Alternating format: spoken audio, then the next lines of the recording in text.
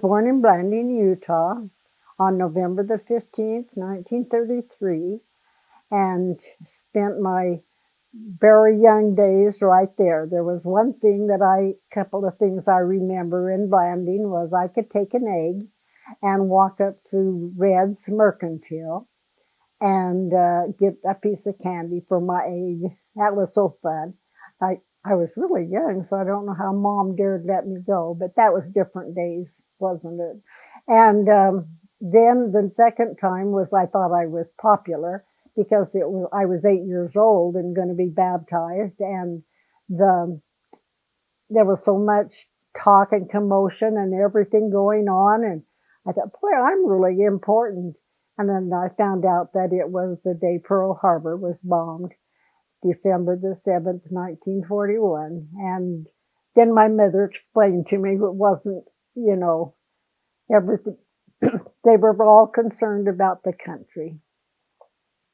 We moved to Monticello shortly after that and was there for 4 years. And it was cold, cold. And I remember the story. We'd get in the pickup and go to school, and my mother would always have Annetta and I, that's my sister, wear long brown stockings. And so she'd put those stockings on us, and by the time we got to Monticello, we had them all rolled down and went to school, and then on the way home, we'd roll them back up and be prepared for Mom. But of course, she knew that's what was happening. It wasn't anything like that. But then from Monticello, we came to Fruita. My dad's father and 2 sisters lived here, and they said it's such a good place, such a lovely little town. Come and do it. So we did. We packed up and came, and there was a man from Fruita. His name was Claude Harvey, and he was a miner. In fact, I noticed on the thing that he worked in the coal mine, and he came all the way to Monticello to help move us here. And as he was loading things in, he came to my mother's round table. And he looked at it and he said, never did like a round table. You never could get a square meal off of it. And my mom said, well, sorry, it's going. So then we got here, and it was lovely, much warmer. We had such a good time. My father was a dairy farmer. He had, in fact, on this property, and the ball property was all his, and raised the hay for the cows. And then he'd always have a extra one money-making field, and it had cucumbers one year, and so all the kids would have to gather the cucumbers and put them in a big pile, and then my father would use his pitchfork and toss it into the pickup or whatever was out there that he was putting it in. And one time we got such a laugh because he was shoveling away, and all of a sudden he dropped the pitchfork and undid his bib overalls. He wore bib overalls, and started to come down, and out came a mouse. And so it was so funny to see my dad dance around. He was a big man and heavy set and a wonderful man. But anyway, I started the 4th grade in Fruita. And at that time they had 4A and 4B. Now why, I don't know. But the man that my mother was talking with said, well, we better start her in a lower level. My mother said, no, she's very good at school. So he put me in the 4th grade at A, and we went all the way, so it didn't matter. But she was concerned that I was going to get the best education. And it was from the 4th grade to the 8th grade that we met in the Civic Center. That was Fruita Elementary. And then from there we went to the high school, 9th to the 12th.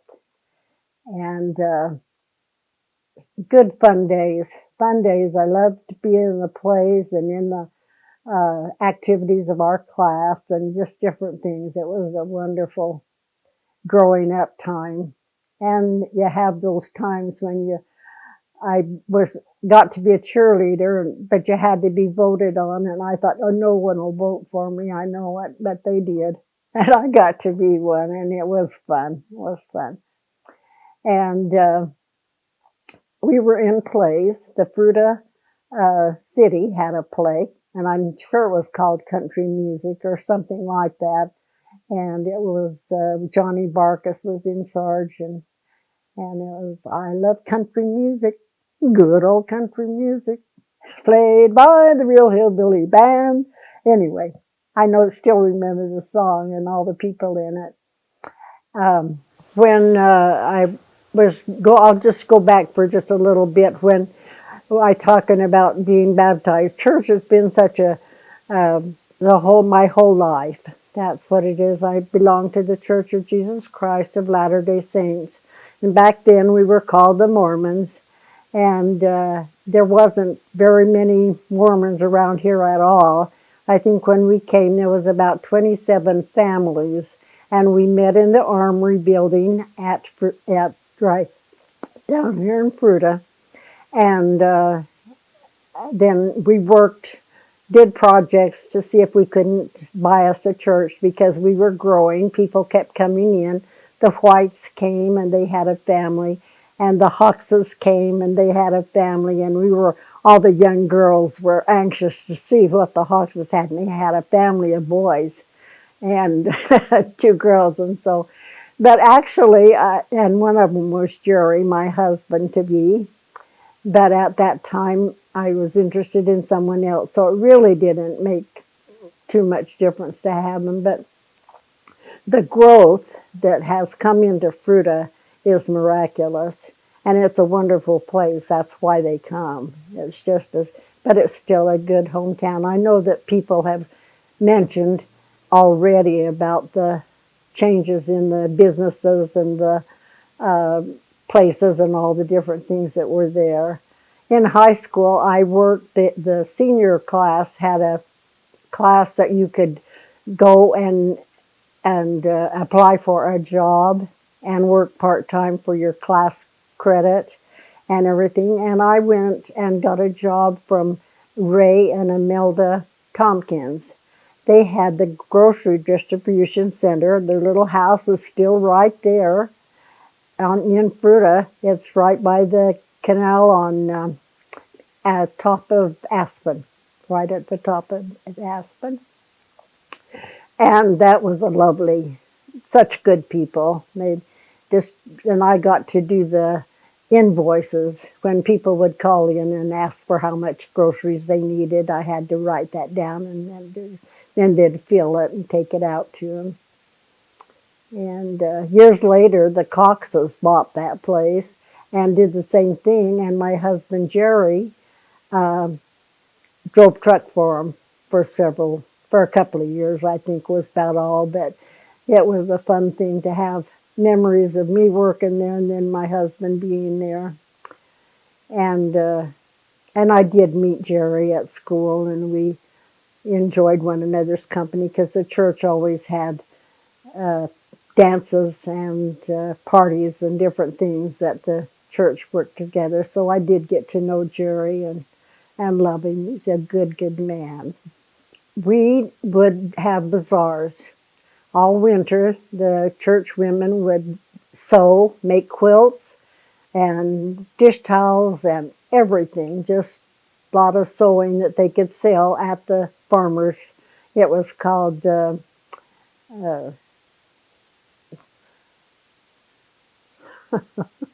what was it called back then? I can't think. Fruita Fall Festival. And when we were having church at the Armory, the Fruita Fall Festival would come in and have their big dance that night too. And so on Sunday morning, it smelled so good because they had cedar trees, they had hay, straw bales around, and of course we had to sweep and get a little of the activity out of place so we could have church, but it was fun. And we also sold, had a booth always at the Fall Fest, And Hunter's Roundup is what it was called. There, I got it. Hunter's Roundup was what it was called. And we would sell fry bread with honey and butter. Everybody loved that. And then they turned the fry bread in again next time into tacos, Indian tacos. And so we did that to make money. And we put on a play. We put on a play called Pioneer Papoose. And it was a wonderful thing. And people from the town came and watched that play. And that helped us with it. And so then we had enough money to build the chapel. And the chapel, the little chapel on Aspen, is our first chapel. And then from there we went to the one on 12 K Road, right there on K Road, K and Maple, I think it is. And then it burnt down. Someone didn't like us, I guess, and put it afire. And that was a sad time for the members of the ward. It was time, but as time went on, we got another brand new one, which is very lovely and things. But going back to our very first time when we were married, we would get, Fruita had cisterns. The farmers and all the outplains had that. They brought their water down from Pinyon Mesa in a pipe, and you would go down to the armory and pull your pickup up. Of course, you had your own big tank to put your water in, and by then we had 2 children, and Mike was the oldest of the 2 children, and he would get up on the pickup, and his dad Jerry would fill the tank, and he'd bow when it was ready, stop, and Mike would raise his hand to say stop, and so we had cistern water, and sometimes that cistern got pretty nasty. And in fact, the city water was like I said, my father was a dairy farmer, and the inspectors came and told him that the water wasn't fit for the cows. And he said, well, the whole town of Fruita is going to be bad then because it's that. But then they didn't do anything more about that. They weren't going to make him change the water. So, and as far as schools, lots of changes have been made in the school, the growth of the city and everything. But after I got married and had my children, I went to work for the Fruita Junior High, it was called. I worked for Jinx Everett, was the principal, and I was his secretary. And I loved it, to see all the kids come through of parents I knew, when I was young, and going there too. So,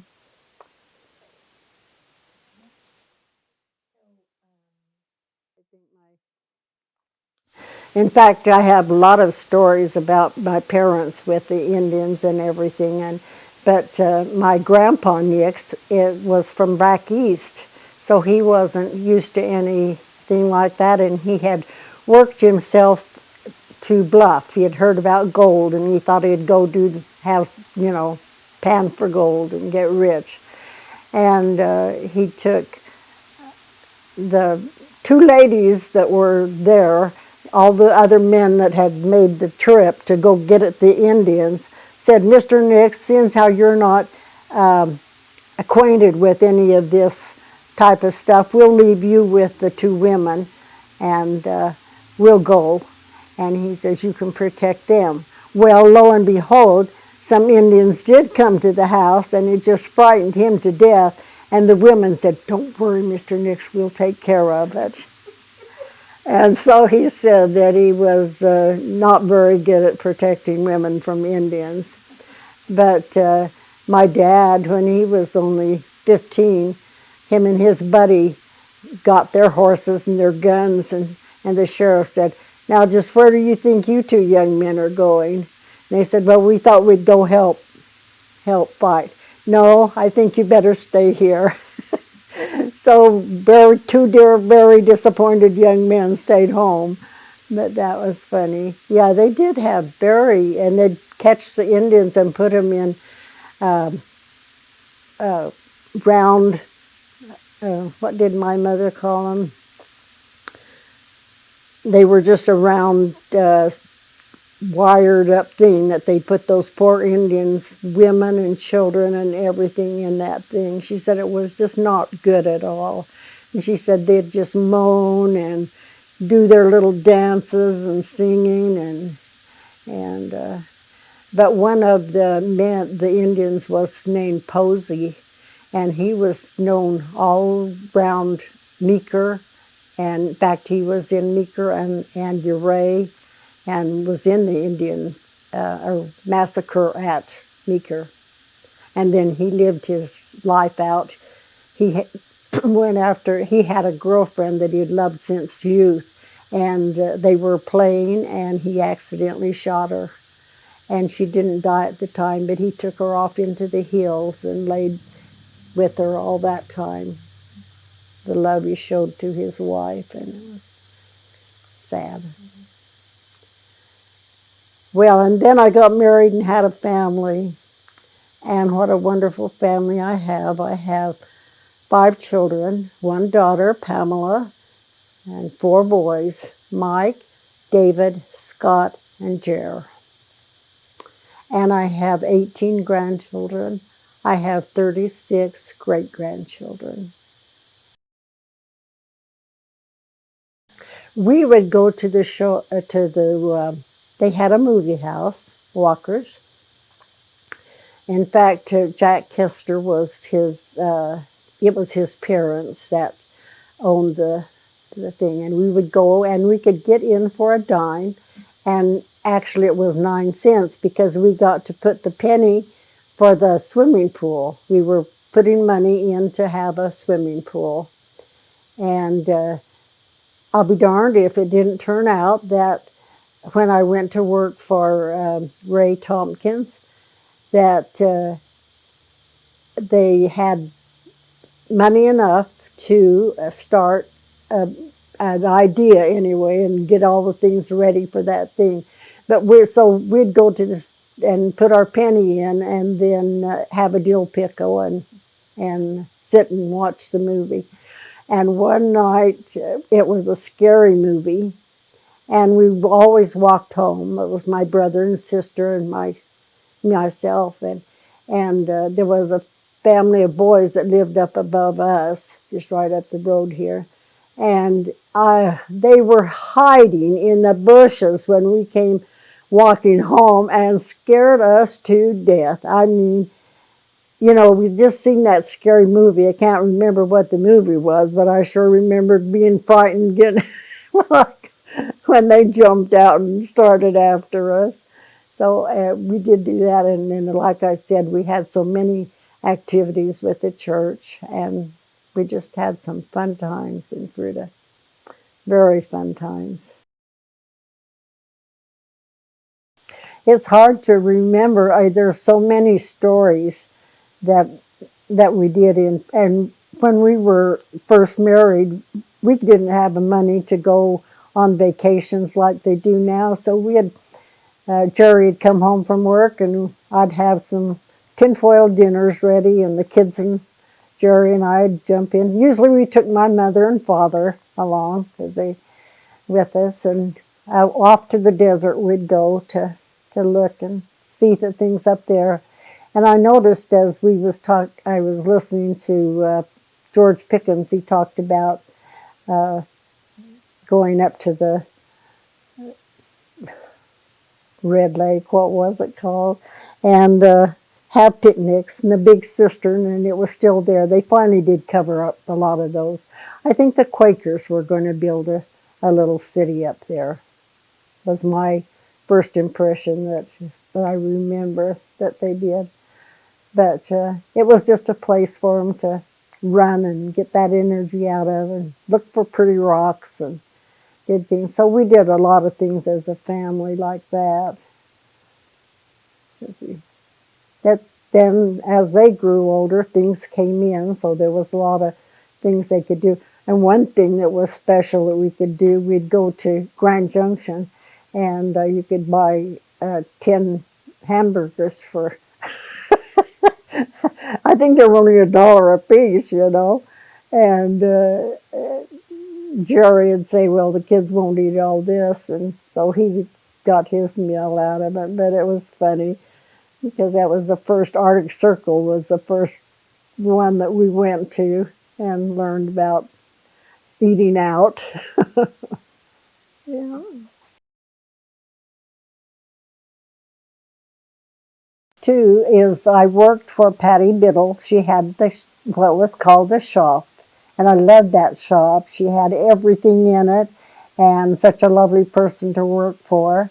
Her and Dorothy and the other girls that worked there. We had a good time, and it was she just was kind to everybody as they came in and had a good shop there. And then Mrs. Miller, I think it was Miller's. She had beautiful clothes, and she was where the pizza place is down here, Domino's, I think it was. Anyway, all those buildings were right there, and they're fun to shop. And then, you know, my mind just those people come right to my mind, and I can't think of their names. Had a store too. Baldwin's had a store. Gamble's had a store, and Fruita had a lot of little stores. That's where we went all the time. Hardly ever to Grand Junction. Of course, it was a long ways with the transportation. And I remember going to work. I never did do the thrift shop. I did the Grey Gourmet. I helped with the Grey Gourmet, and that's when we served the seniors their meals. I was there for a long time, and but I never did work at the thrift. My mom did, but I always went to the thrift shop. It was a good place to go. Another thing, this going clear back to when I started having children, I was working at C.D. Smith's in Grand Junction. C.D. Smith Drug Distribution, a big thing in Grand Junction at the time, very big thing. And my mother took care of Pam. And I'd come home, and she'd tell me all the fun things that my daughter was doing. And I thought, this isn't working. So I stopped working there and stayed home with my children until then I went to work for the school again after my children were grown. I think Scott and Jer were still in elementary or junior high, so I got to see them. You know, they had a drugstore. Fruita had a drugstore, and that was always nice. Mesa Drug, it was called, or Fruita Drug. They had a bakery, and they had a pool hall right on Main Street too. Jerry met his mother down there. She was supposed to pick him up at the high school, not the pool hall. But she knew where to go if she didn't find him at the school. She'd just go park in front of that pool hall, and pretty soon you'd see her and come sneaking out. You know.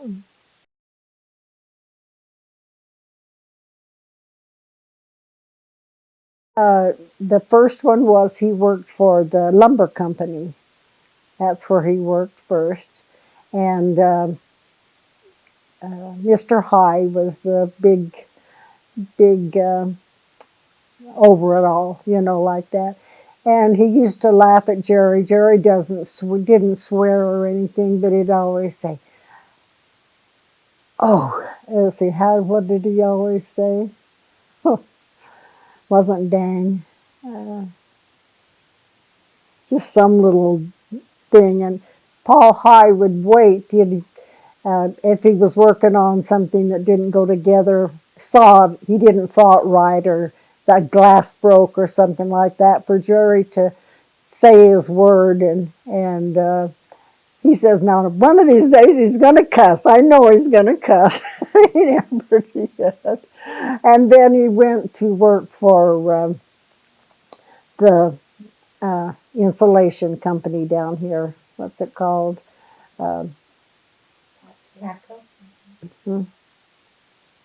And worked there for a while until he retired. And then he went to work for his son in Grand Junction in making sheet metal, doing sheet metal work for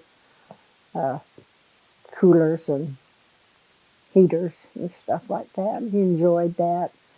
Then when he retired, we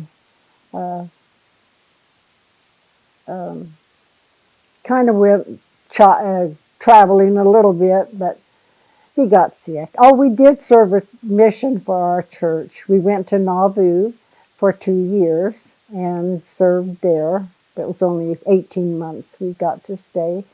And what an experience that was for us, to be in where the saints started out in Illinois, and that's where it started, was in Nauvoo.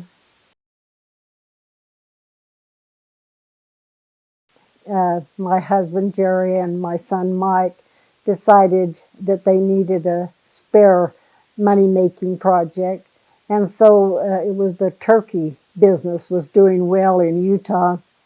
So they decided that that's what they would like to do. So that we bought 5,000 turkeys and brought them in trucks up to this. In fact, it's over on 17 and a half road where I lived, right there. And we had 5 acres. And so we put big feeders down and waters and different things like that, and put the little turkeys in. And most of them made it. I think we ended up with 4,000 something turkeys. And Amy has a story about one of them going after her when she's just a tiny little girl out there in that field of turkeys. And so Jerry went rushing to her rescue, and he gave it a kick at the thing. He wasn't going to let no turkey get his baby girl. No. We had a lot of little projects like that. And the next year we were going to do it again, but there was a big drop, and we decided no. We did so well the first time that it was well worth it.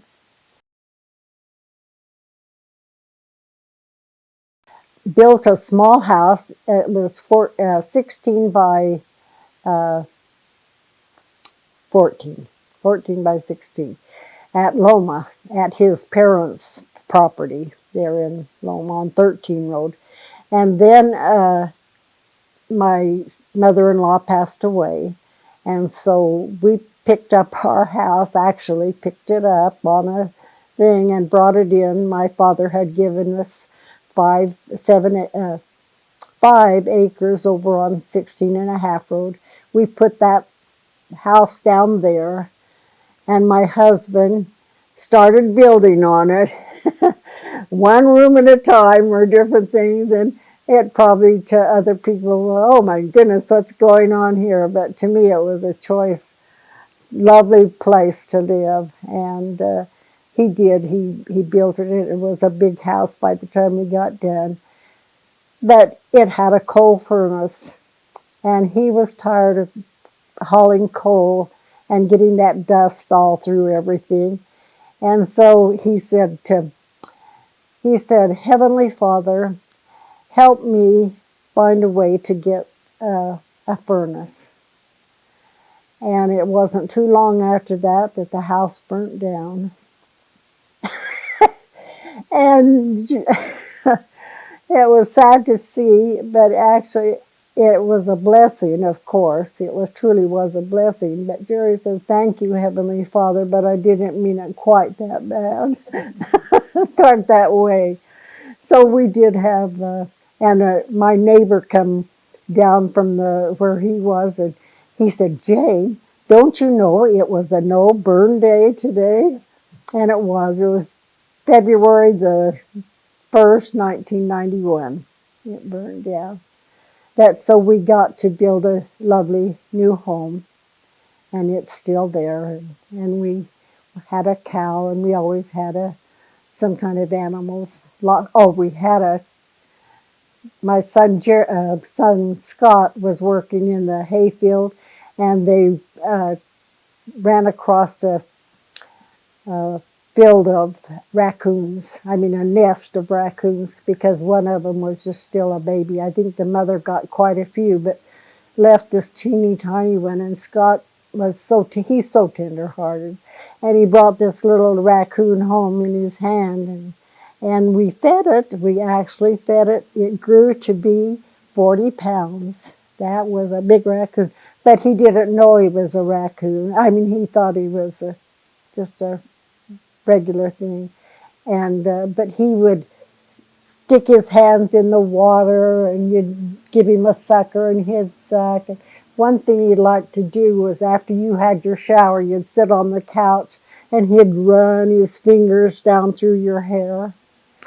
And another thing he liked to do was to get in the pantry, and he would look at you, and he'd put his hand up here while he was looking at you, and someone would say, "George, get out of there."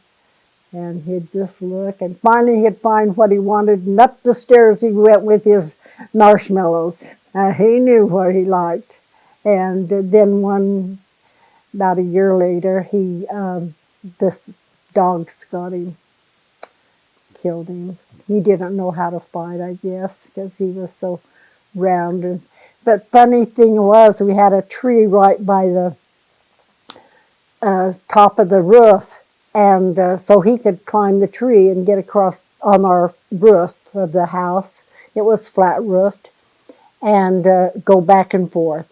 And we'd wonder why cars kept slowing down in front before, we didn't think of it. And why do they always go so slow? And they were watching the raccoon up there. That's what they were doing. Yeah.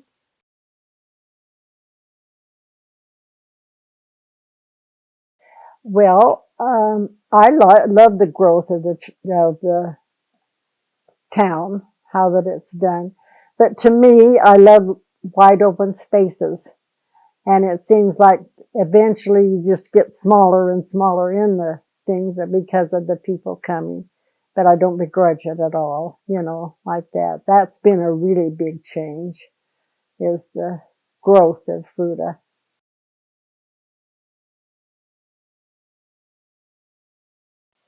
It's hometown. All the good people. There's been bad people, of course, wherever you go. But most of all, people know one another and are kind and considerate. And it's home.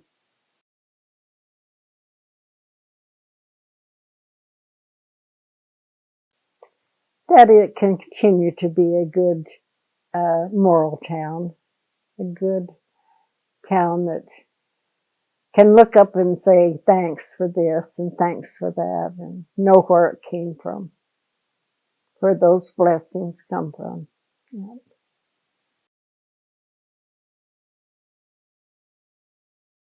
You're not known as much at all as when we were smaller. Used to could go to the grocery store and know everybody, but now you don't. Everybody's in a hurry, and I think we just don't get to know each other like we should. But no, it isn't as friendly and kind as it was. But it's always been great.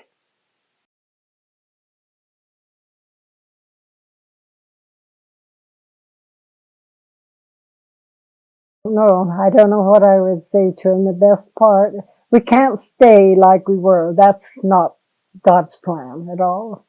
And we have to have growth, and we have to do that. But we have to keep in mind that we have to have love one to another. We just have to be kind and considerate, and let people know that you like them and love them, and tell them the things that they're doing are good. But I have a suggestion, but what it is, I don't know. But just Fruita's still a beautiful little town. And